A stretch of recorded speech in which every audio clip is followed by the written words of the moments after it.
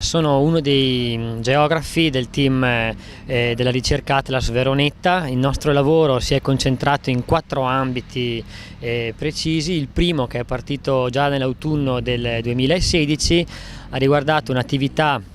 per la quale abbiamo coinvolto le studentesse del secondo anno di Scienze dell'Educazione,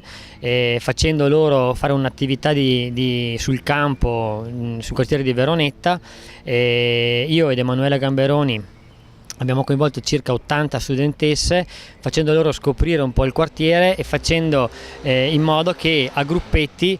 andassero in quartiere ad individuare quelli che per loro erano i simboli del quartiere. La gran parte di loro, la quasi totalità, era esterna al quartiere, non risiedeva nemmeno a Verona, per cui l'attività è stata interessante perché da uno sguardo esterno del quartiere si è riusciti ad arrivare a dei simboli da loro percepiti e riconosciuti,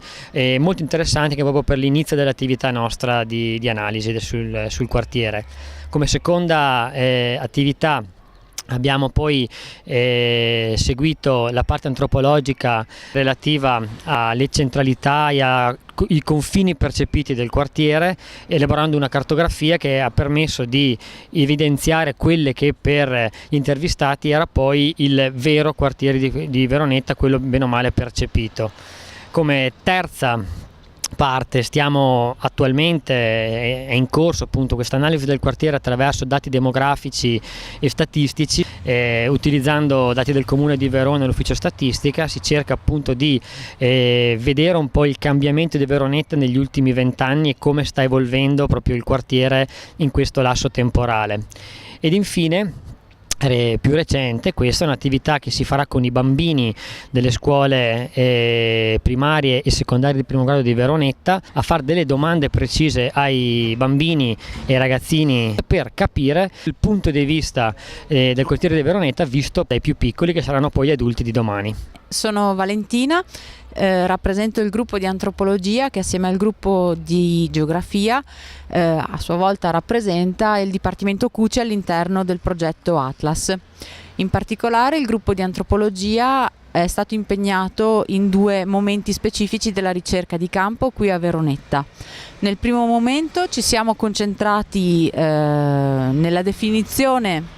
di quelle che sono percepiti come i confini di Veronetta, quindi attraverso delle interviste qualitative di profondità e con l'aiuto delle associazioni abbiamo messo a fuoco quello che nel vissuto degli abitanti è o sembrerebbe essere il cuore di Veronetta. Quindi i limiti percepiti e le motivazioni per cui gli abitanti di Veronetta individuano certi elementi come elementi di limite, ad esempio via Carducci, il fiume, piuttosto che la Porta Vescovo e le vie di comunicazione. I risultati così ottenuti sono stati poi cartografati dai nostri colleghi di geografia, hanno prodotto una mappa che a sua volta è stata condivisa con il gruppo francese del LAA e che è quindi servita per la fase intensiva della ricerca.